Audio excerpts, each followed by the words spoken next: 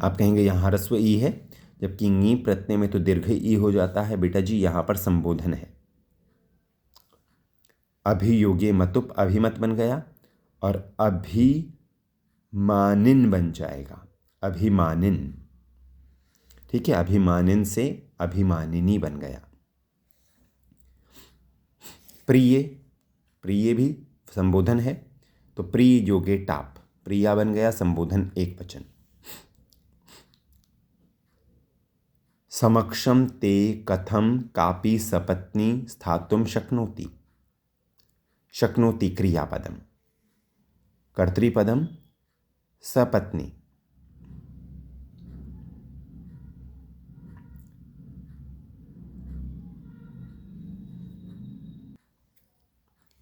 कापि, का योगे अपि, का योगे अपि, अपि अव्यय पदम, कापि जो है वो सपत्नी का विशेषण हो जाएगा।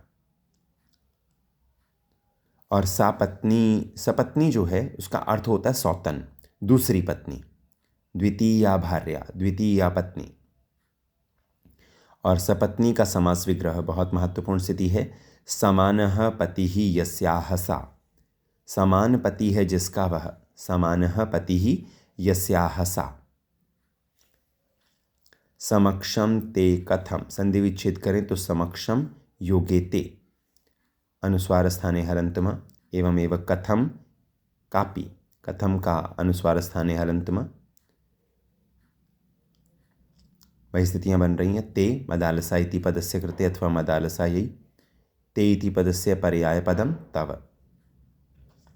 स्थातुम, स्था धातु तुमुन प्रत्यय, तुमुन प्रत्ययस्य योगे यत्किमपि पदम भवति, तुमुन प्रत्यय युक्त यत्किमपि पदम भवति तत्पदम अव्यय पदम भवति, अतः स्थातुम इति पदम अव्यय पदम अस्ति।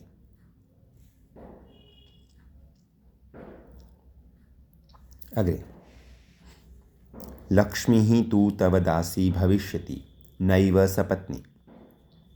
लक्ष्मीस्तु, लक्ष्मी योगे तु, तु अव्यय पदम, लक्ष्मी स्त्रीलिंग प्रथमा विभक्ति एक वचनम।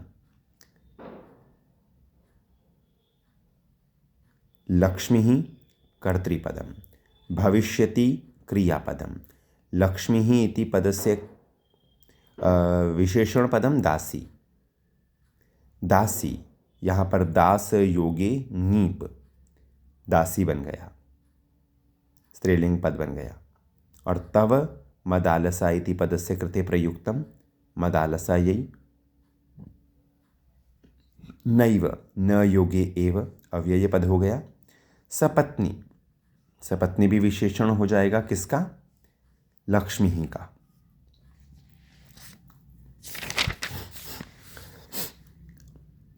मद्गार्यहस्थम तु त्वदधीनम भविष्यति, भविष्यति क्रियापदम।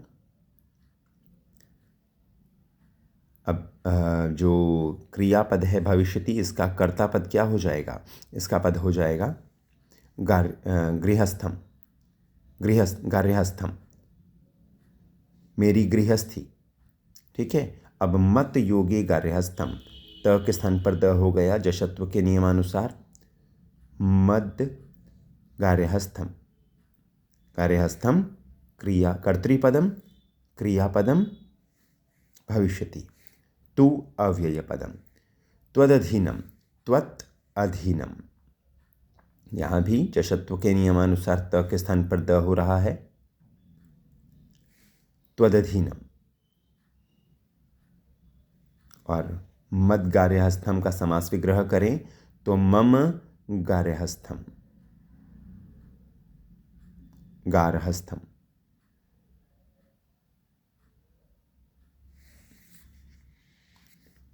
गार्हस्थम बोला मैंने, वो अशुद्ध हो गया, गार्हस्थम होगा। गार्हस्थ्यम, गार्हस्थ्यम शुद्ध हो गया अब, गार्हस्थ्यम।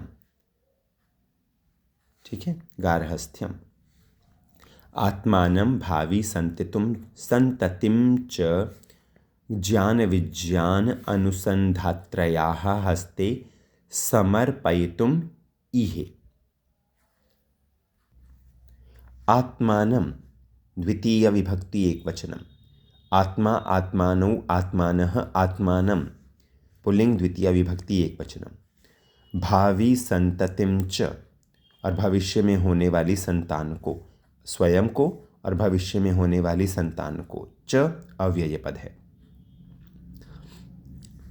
अब ज्ञान विज्ञान, ध्यान दीजिएगा, ज्ञान विज्ञान अनुसंधात्रयाः, अनुसंधान करने वाली के, षष्ठी विभक्ति है यहाँ एक वचन। हस्ते हाथ में, समर्पयितुम समर्पित करने के लिए, इह चाहता हूँ, इह क्रियापद। इह का पर्याय पद हो जाएगा इच्छामि। उत्तम पुरुष एक वचन का होता है इह क्रियापद, तो अहम हो गया कर्तृपद। ठीक है। समर्पयितुम, सम अर्पधातु तुमुन प्रत्यय, तुमुन प्रत्यय संदर्भ में बात करें तो अव्यय पद है ये। तुमुन प्रत्यय संबंधी पद सदैव अव्यय पद होता है। अब किसे समर्पित करना चाहता हूँ? आत्मानं भावी संततिं च। इन दोनों में द्वितीया क्यों है? क्योंकि तुमुन प्रत्यय से योगे द्वितीया भवति। स्पष्ट हो रहा होगा यहाँ पर। संततिम की यदि हम बात करें तो यहाँ पर सामान्य ही स्थिति है। और अनुसंधात्री की बात करें, अनुसंधात्रयाः, तो अनुसंधात्री ये शब्द है और नी प्रत्यय करके अनुसंधात्री बन गया। ये महत्वपूर्ण स्थिति है। जैसे मातृ होता है, पितृ होता है, भ्रातृ होता है, वैसे ही अनुसंधात्री, अनुसंधान करने वाला, उसके साथ नी प्रत्यय लगाया तो अनुसंधात्री स्त्रीलिंग बन गया।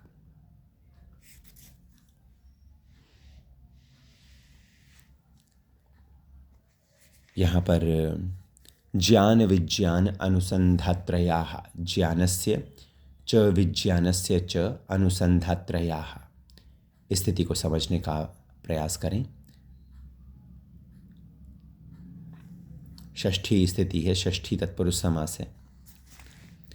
आगम्यतां गुरुभ्यः पितृभ्यां च समाचारं श्रावयावः, श्रावयावः क्रियापदम्।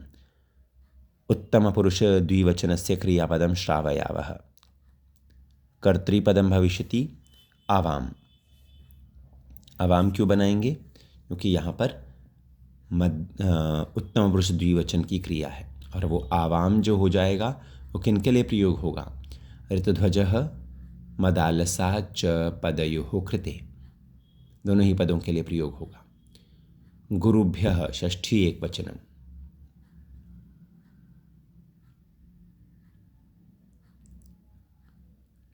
और पितृभ्यां माता च पिता च ताभ्याम, चतुर्थी द्विवचन का प्रयोग है।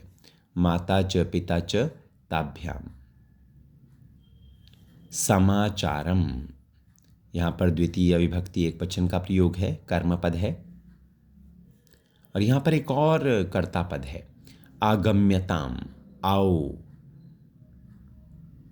आगम्यताम, आगम्येताम, आगम्यन्ताम, ये लोट लकार है और प्रथम पुरुष एक वचन की क्रिया है। इसका कर्ता हो जाएगा भवति, आप आओ। ये भवति कर्तृपद हो जाएगा और इसका ये प्रयोग किसके लिए होगा? वैसे वाक्य में है नहीं तो से पूछा नहीं जाएगा, परंतु हम आगम्यताम की क्रिया के अनुसार कर्ता बता रहे हैं तो आपको जानकारी होनी चाहिए। ये मदालसा इति पदस्य कृते प्रयुक्तम भवति। आशा करते हैं ये पाठ स्पष्ट हो गया होगा। च यहाँ दिया गया है, अव्यय पद है।